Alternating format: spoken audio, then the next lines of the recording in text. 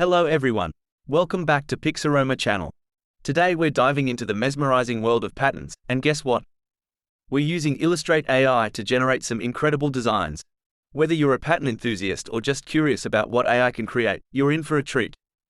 Let's jump right in. In visual art and design, patterns can be repeated decorative designs, such as those seen on wallpapers, textiles, and some ceramic tiles.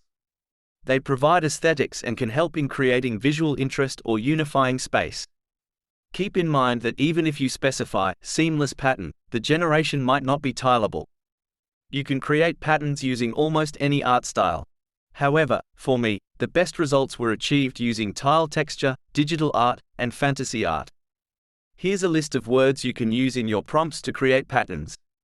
Adding seamless pattern to the prompt works really well.